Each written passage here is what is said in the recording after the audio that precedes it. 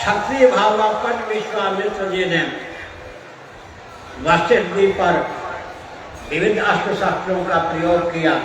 वशिष्ठ जी ने यूं अपने ब्रह्मदंड को स्थापित कर दिया। उस ब्रह्मदंड ने क्षत्रिय भावापन विश्वामित्र के सारे अस्त्र शस्त्रों को निगल दिया। अंत में विश्वामित्र को कहना पड़ा, क्षत्रियों का वह धिक ब्रह्मतेज सबसे आगे। हमने संकेत किया ब्राह्मणों में मंत्र बल होना चाहिए। मंत्र माने जिसके मनन से, चिंतन से, अर्थक ज्ञान से प्राण हो, कल्याण हो, अपने अधिकार की सीमा में भगवत भजन का बल। तो मैं प्रवचन को विराम देते हुए फिर 4 सकार पर आपका ध्यान केंद्रित करता हूँ। आज के प्रवचन का सार क्या निकला? भगवत स्मरण का बल होना चाहिए। कम से कम 1.25 घंटे भगवान का भजन कीजिए। 25-30 मिनटों में भरपेट भोजन कर लेते हैं। उस अन्न का प्रभाव, भोजन का प्रभाव 5-7 घंटे तक बना रहता है।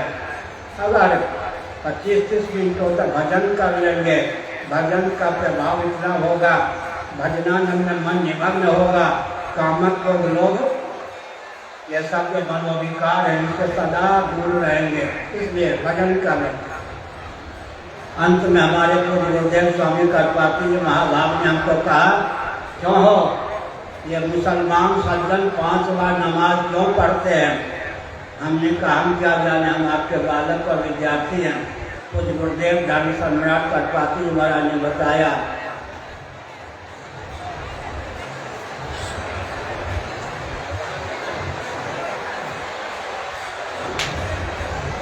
हर हिंदू को 5 बार भजन करना चाहिए। हमारे तुम्हारे पूर्वजों से मुसलमानों ने शिक्षा ली। उनके पूर्वज सनातनी वैदिक हिंदू थे। मोहम्मद साहब के पूर्वज कौन थे? ईसा मसीह के पूर्वज कौन थे? सबके पूर्वज सनातनी वैदिक हिंदू थे। उत्साहपूर्वक, मंगपूर्वक हुए समय में सब कहेंगे हमारे पूर्वज हिंदू थे, हम हिंदू हैं, हम हिंदू हैं, हम हिंदू।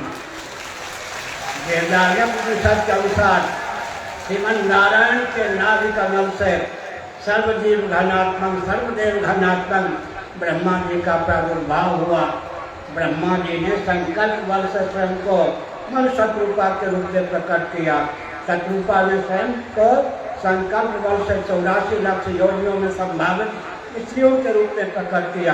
उन्होंने संकल्प बल से स्वयं को 84 लाख योनियों में संभावित पुरुषों के रूप में व्यक्त किया। इससे सिद्ध होता है सबके पूर्व सनातनी वैदिक आर्य हिंदू थे। श्रीमद् भागवत इत्यादि पुराणों का अनुशीलन करने पर डंके की चोट से यह तथ्य सिद्ध होता है कि मरीचि, कश्यप इत्यादि महर्षियों की धर्म पत्नियों के गर्भ से देवता जन्म आदि ही नहीं, तरुलता गुण स्थावर प्राणों की अभिव्यक्ति हुई। कोई कह सकते हैं कि महर्षियों की पत्नी के गर्भ से तरुलता गुण स्थावर प्राणी कैसे उत्पन्न हो सकते हैं? गाढ़ी नींद न अभी स्वप्नावस्था हो जाए तो स्वप्नावस्था में अर्धनिर्मित मन आत्म चैतन्य से चेतित होकर क्या करता है? सब स्थावर जन्म प्राणियों के रूप में व्यक्त होता है या नहीं? स्वप्नावस्था में हम हिरण्यगर्भ कल्प तेजस हो जाते हैं, हम तेजस हिरण्यगर्भ ब्रह्मा हो जाते हैं। उस समय हमारे जीवन में भी स्थावर जंगम प्राणी उद्बुद्ध होते हैं। हमसे भी स्थावर जंगम प्राणियों की उत्पत्ति होती है। हमारी बुद्धि आत्म चैतन्य से अधिष्ठित होकर स्थावर जंगम प्राणियों के रूप में उल्लसित होती है।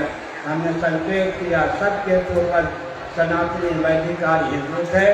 हिंदुओं का सनातन सिद्धांत उत्पत्ति को लेकर, स्थिति को लेकर, संहार को लेकर, निग्रह को लेकर, अनुग्रह को लेकर इस रॉकेट, कंप्यूटर, एटम, मोबाइल के युग में भी सर्वोत्कृष्ट है। बल्कि एटम, रॉकेट इन सब का प्रादुर्भाव भी वैदिक विज्ञान के द्वारा ही हुआ है। अंत में मैं संकेत करता हूँ मंत्र, तंत्र, यंत्र, महायंत्र चारों का विज्ञान होना चाहिए। मंत्र जिसको कहते हैं पृथ्वी, पानी, प्रकाश, पवन, आकाश, आत्मा, अंग सिद्धांत का नाम मंत्र है। मंत्र को यंत्र तक पहुंचाने की विधा का नाम है तंत्र, जिससे उत्पत्ति स्थिति संहार निद्रा निद्रा संयम पंच कृत्य में एक या एकाधिक कृत्य का निर्वाह हो, उसका नाम यंत्र है। वैकल्पिक प्रज्ञा शक्ति प्राण शक्ति से युक्त यंत्र का नाम महायंत्र है। मंत्र बल हमारे जीवन में हो, तंत्र बल हमारे जीवन में हो, यंत्र बल हमारे जीवन में हो, महायंत्रों का बल हमारे जीवन में हो, सबका भय दान देते हुए पुनः मैं कहता हूँ 4 प्रकार को अपनाइए। भगवान के स्मरण का बल हमारे जीवन में हो, सद्भावपूर्वक संवाद का बल हमारे जीवन में हो, सेवा का बल हमारे जीवन में हो और संघ बल अपने जीवन में हो।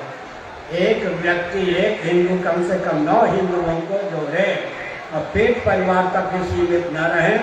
एक हिंदू परिवार से 1 रुपया 1 घंटा रोज निकले, उस रुपये का उस समय का उपयोग अपने क्षेत्र को हर प्रकार से बुलंद करने में कीजिए। अंत में हमने कहा राजनेताओं के शब्द वर्ण क्या क्या होते हैं? सवर्ण असवर्ण श्रमजीवी बुद्धिजीवी और आदिवासी आदमी। ये राजनेताओं के शब्द वेदी वर्ण हैं। सवर्ण असवर्ण ठीक है, लेकिन इनमें भेद उत्पन्न करके राजनेता लड़ा देते हैं। श्रमजीवी बुद्धिजीवी में भेद डाल करके राजनेता लड़ा देते हैं।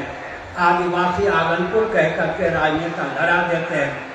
राजनेताओं का विरोध नहीं करना है, शासन करने वाला चाहिए, लेकिन जब व्यक्ति की प्रज्ञा शक्ति परिपुष्ट होगी, प्राण शक्ति परिपुष्ट होगी, तो राजनेता भी अपने मस्तिष्क को परिष्कृत करने के लिए, उन्नत करने के लिए तत्पर होंगे, बाध्य होंगे।